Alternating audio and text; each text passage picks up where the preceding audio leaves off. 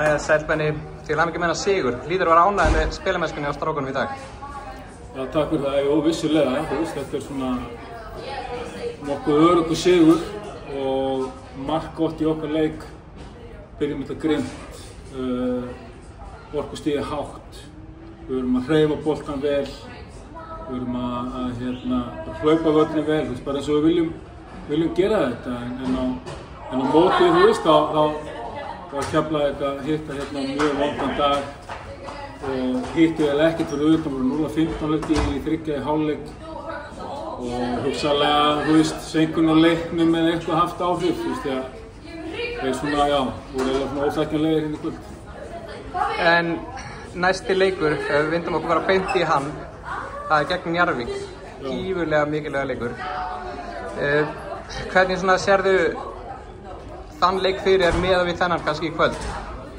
Það verður ekkert eitthvað svona. Það verður bara stál í stál og höfum núna viku til þess að undirbúa fyrir það og Njarðvík búið að vera ofsalega flott. Hún er búið Dwayne Lottier tilbaka. Þannig að við erum bara með marga skorara og bara flott lið og sem ég þekki mjög vel og veit að það verður erfitt verkefni, þannig að nú megum við ekki halda að við séum orðnir æðislega góðir og halda að við getum bara leyft okkur eitthvað að slaka á.